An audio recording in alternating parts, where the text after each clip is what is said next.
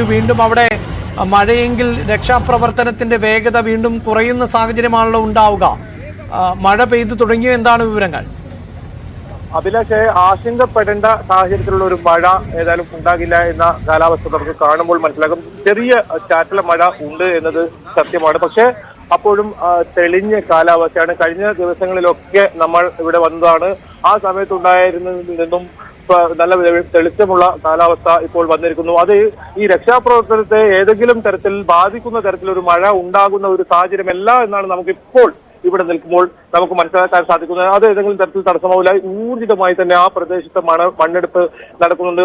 പ്രത്യേകിച്ച് ഇപ്പോൾ ആ വാഹനം കണ്ടെത്തിയ ആ സ്ഥലത്ത് മലയുടെ മുകളിലേക്ക് നമുക്ക് നോക്കിയാൽ അവിടെ ഒരു മണ്ണിടിച്ചിലിന് സാധ്യത ഒട്ടും തന്നെയില്ല. അതുകൊണ്ട് തന്നെ രക്ഷാപ്രവർത്തനം നിർത്തിവെക്കേണ്ട ഒരു സാഹചര്യം എന്തായാലും ഉണ്ടാവില്ല. കഴിഞ്ഞ ദിവസങ്ങളിൽ ഈ മണ്ണിടിച്ചിൽ ഭീഷണിയുള്ള പ്രദേശങ്ങളിലൊക്കെ തെരച്ചിൽ നടത്തേണ്ട ഒരു സാഹചര്യം ഉണ്ടായിരുന്നു. കാരണം എവിടെയാണ് ഈ ലോറി കിടക്കുന്നത് എന്നത് കൃത്യമായി അറിയാതെ പല ഭാഗങ്ങളിൽ ഇത്തരത്തിൽ മണ്ണ് നീക്കം ചെയ്യേണ്ട സാഹചര്യം വന്നതുകൊണ്ട് ആണ് അത് സംഭവിച്ചത്. പക്ഷെ ഇപ്പോൾ കൃത്യമായ ഒരു സ്ഥലം, ആ സ്ഥലത്തെ മണ്ണ് മുഴുവൻ നീക്കി കഴിഞ്ഞാൽ ലോറി നമുക്ക് കണ്ടെത്താൻ പറ്റും, അർജുനെ നമുക്ക് കണ്ടെത്താൻ പറ്റും. ആ പ്രദേശത്ത് ഒരു മഴ വന്നാൽ തന്നെ ഏതെങ്കിലും തരത്തിൽ രക്ഷാപ്രവർത്തനം നിർത്തിവെക്കേണ്ട ഒരു സാഹചര്യമോ അത്തരത്തിലുള്ള അപകട ഭീഷണിയോ നമുക്ക് ഇവിടെ നേരിട്ട് നിൽക്കുന്ന ഒരാളെന്ന നിലയിൽ കാണാൻ സാധിക്കുന്നില്ല. ചെറിയൊരു അതായത് ബൈജു ഇപ്പോൾ നിൽക്കുന്ന നമ്മൾ ഈ ദൃശ്യങ്ങളിൽ കാണിക്കുന്ന പ്രദേശം അത് സ്വാഭാവികമായും അതൊരു 6 വരി പാതയായിരുന്നുവെന്നോ ബൈജു നേരത്തെ സൂചിപ്പിച്ചതുപോലെ അവിടെ ഒരു ചായക്കടയും വീടുമൊക്കെ ഉണ്ടായിരുന്നുവെന്നൊന്നും ഇത് കാണുന്ന പ്രേക്ഷകന് മനസ്സിലാക്കാൻ സാധിക്കില്ല. അത്രയധികം മണ്ണാണ്, ആ മലയാണ് ഇടിഞ്ഞ് താഴേക്ക് പതിച്ചത്. തൊട്ടടുത്ത നദിയിലേക്ക് അടക്കം ആ മണ്ണ് വീഴുന്ന സാഹചര്യം ഉണ്ടാകുന്നു. ബൈജു സൂചിപ്പിക്കുന്നതനുസരിച്ചാണെങ്കിൽ കഴിഞ്ഞ ദിവസമൊക്കെ ഈ മഴ പെയ്യുന്നത് വലിയ തോതിൽ രക്ഷാപ്രവർത്തനത്തെ ബാധിക്കുന്ന സാഹചര്യം ഉണ്ടായിരുന്നു. ഒന്ന്, ഇടിഞ്ഞു കിടക്കുന്ന മണ്ണാണ്, അവിടെ വീണ്ടും അപകടത്തിനുള്ള സാധ്യതയുണ്ടായിരുന്നു. പക്ഷേ ഇപ്പോൾ ഈ ലോറി സ്പോട്ട് ചെയ്യപ്പെട്ട ഭാഗത്ത് മഴ പെയ്താലും ആ മണ്ണ് നീക്കാൻ വലിയ ബുദ്ധിമുട്ടുണ്ടാകില്ല, അല്ലെങ്കിൽ അതിനപ്പുറത്ത് അങ്ങനെ വലിയ മൺതിട്ട് ഇല്ല എന്ന് വേണമോ മനസ്സിലാക്കാൻ? തീർച്ചയായും അഭിലാഷ്, അങ്ങനെ തന്നെ വേണം പറയാൻ.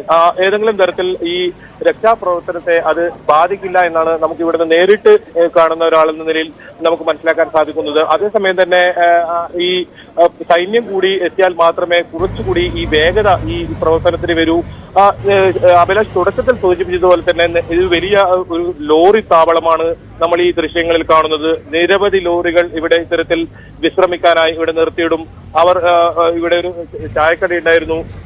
നേരത്തെ കഴിഞ്ഞ ദിവസങ്ങളിൽ ഒരു ഡ്രൈവർ പറയുകയുണ്ടായി, നല്ല ദോശയും ചായയും കിട്ടുന്ന ഒരു കട, ലോറിക്കാരുമായി ഒക്കെ വലിയ സൗഹൃദമുള്ള ഒരു കുടുംബം. ആ കുടുംബവും മുഴുവൻ ഈ മണ്ണിടിച്ചിലിൽ ഇല്ലാതായിരിക്കുന്നു. അവിടെ ഉണ്ടായിരുന്ന 7 പേർക്കാണ് ഇത്തരത്തിൽ ജീവൻ നഷ്ടമായത്. അവരുടെ മൃതദേഹങ്ങൾ ചൊവ്വാഴ്ച വൈകിട്ടോടു കൂടി തന്നെ കണ്ടെത്താൻ സാധിച്ചിട്ടുമുണ്ടായിരുന്നു. അത് ഈ വലിയ മണ്ണിടിഞ്ഞതിന് തുടക്കത്തിൽ ആ കടയുടെ തൊട്ടടുത്താണ് അങ്ങനെയെങ്കിൽ വാഹനം പാർക്ക് ചെയ്തിട്ടുണ്ടാകുക. 3 മണിക്ക്, അതായത് ചൊവ്വാഴ്ച പുലർച്ചെ 3 മണിക്ക് അർജുൻ തന്റെ സുഹൃത്തുക്കളെ വിളിച്ചിരുന്നു. താൻ വിശ്രമിക്കുകയാണ്, താൻ ഉറങ്ങാൻ പോവുകയാണെന്ന് അവസാനമായി പറഞ്ഞത്. പിന്നീട് ആ ഫോൺ റിങ് ചെയ്തതല്ലാതെ പിന്നീട് ആ ഫോൺ എടുക്കാൻ അർജുൻ ഉണ്ടായിരുന്നില്ല.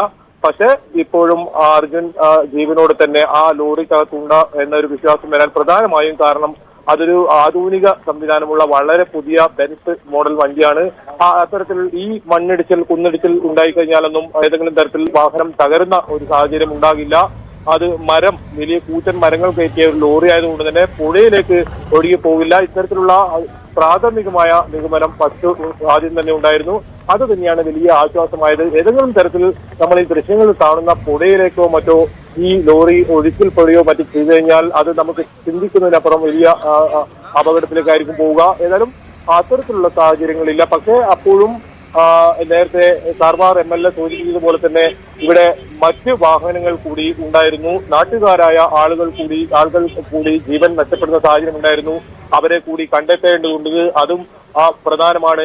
അർജുനൊപ്പം തന്നെ അത്രത്തോളം തന്നെ നമുക്ക് പ്രധാനമാണ്. അവരുടെ ജീവനും വലുതാണ്. അവരുടെ ജീവനും ഏതെങ്കിലും തരത്തിൽ ശ്വാസം മിടിപ്പുണ്ടെങ്കിൽ അവർക്കും അത്തരത്തിലുള്ള അവരെ രക്ഷപ്പെടുത്താനുള്ള ദൗത്യ സേനയുടെ ആ ശ്രമമുണ്ട്, അതും നടക്കേണ്ടതുണ്ട്. ഏതായാലും ഈ ലോറി കണ്ടെത്തിയാൽ അതിന് സമീപത്ത് തന്നെ മറ്റ് വാഹനങ്ങൾ തൊട്ടരികിലായി ഉണ്ടാകും എന്ന ഒരു പ്രതീക്ഷ തന്നെയാണ് ഈ രക്ഷാപ്രവർത്തകർ നമ്മോട് സൂചിപ്പിക്കുന്നത്. അല്പസമയം മുമ്പ് നമ്മോട് പ്രതികരിച്ചതും ലോറി ആണെന്ന് കൃത്യമായി റഡാറിൽ വ്യക്തമായി. കാരണം ആ എഞ്ചിൻ 70% ഈ വാഹനത്തിന്റെ എഞ്ചിൻ ആ റഡാറിൽ തെളിഞ്ഞു.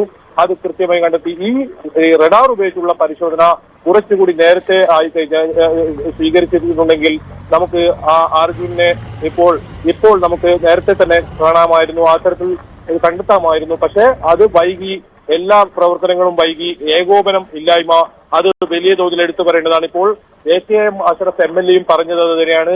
ഈ ഇത്തരത്തിൽ രക്ഷാപ്രവർത്തനത്തിന് ഒരു വൈകി ഉണ്ടായി, അത് അദ്ദേഹം തന്നെ സമ്മതിക്കുന്നുണ്ട്. എന്തായാലും ഉച്ചയ്ക്ക് 3:30 ഇപ്പോൾ സിദ്ധരാമയ്യ കർണാടക മുഖ്യമന്ത്രി ഈ പ്രദേശത്ത് ഇവിടെ സന്ദർശിക്കാനെത്തുന്നത്. അതിനു മുമ്പ് തന്നെ ഈ ലോറി കണ്ടെത്തും എന്ന ഒരു പ്രതീക്ഷ തന്നെയാണ് ഇവിടെ ഉള്ളവർക്കെല്ലാം ഉള്ളത്, നമ്മൾ ഉൾപ്പെടെ ഉള്ളത്. അത് തന്നെയാണ് നമ്മൾ കാത്തിരിക്കുന്നതും. ആ ഒരു നിമിഷത്തിലാണ് കാത്തിരിക്കുന്നത്.